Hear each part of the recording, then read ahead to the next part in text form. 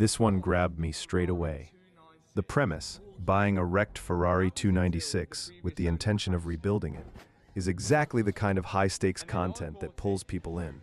And Matt and the Rebuild reality team lean into that drama in a way that mostly works. The opening line lands hard. You immediately understand what went wrong, what's at stake, and why this isn't a straightforward project. That emotional hook is their biggest strength here. I also appreciated how unpolished and honest the video feels. When someone says out loud, "We don't really know what we're doing there, but we're going to wing it," that's risky, but it creates authenticity. For viewers who tune into Rebuild or restoration channels to watch real people solve real problems, those moments are gold. The video benefits from a lot of those tactile, specific moments, pointing out the green isolator plug, the orange high-voltage cables, and the fact that the hybrid battery seems to be held in by only a couple of bolts floating on a brace. Those details are the bread and butter for car enthusiast audiences, and the team does well showing them rather than abstractly describing them. At the same time, there are clear areas where the episode could be tightened up and made more useful. The biggest is safety and clarity around the high voltage work. Saying, apparently disconnecting this isolates the battery, without showing the exact step-by-step process, or naming the component, is a missed opportunity.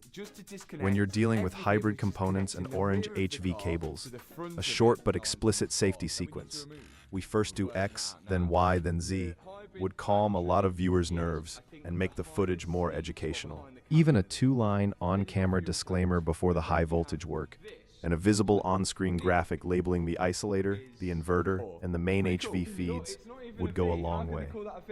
Pacing is another place to improve. Several sequences jump quickly from one task to another, disconnecting the fuel lines, then a cut to "we'll get to the high-voltage lines," without showing the intermediary steps. Slow the camera down for the critical bits. Show close-ups of the connectors being unplugged.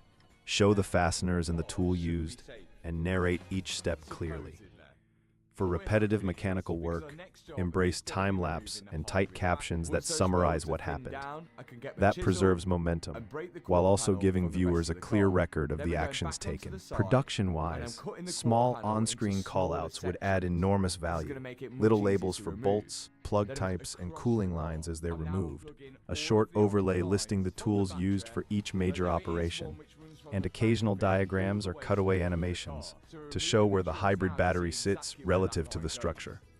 These are inexpensive additions in editing, but they make the episode much more referenceable later. Tone-wise, Matt's off-the-cuff commentary is likable, but sometimes it undermines confidence. Keep the personality. It's a big part of the channel's charm, but balance wing-it talk with explicit mentions of due diligence. We check the manual, we call the technician, or we'll get an expert to verify this step. That little bit of reassurance maintains authenticity without encouraging unsafe shortcuts. Finally, think about follow-ups.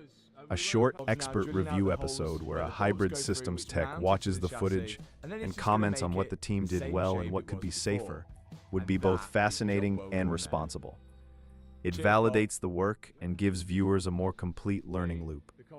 Overall, this is compelling content with high stakes and genuine moments that cater to car build enthusiasts.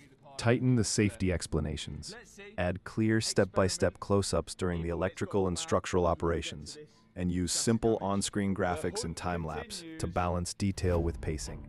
Do that, and you'll keep the drama while turning each episode into a stronger, more useful resource, as well as great entertainment. I'm invested. I want to see them get the engine and battery out safely and tackle that structural repair. And with a few production and safety tweaks, this series could be both must-watch and genuinely instructive. So we're going to hold the battery up with a toolbox outside.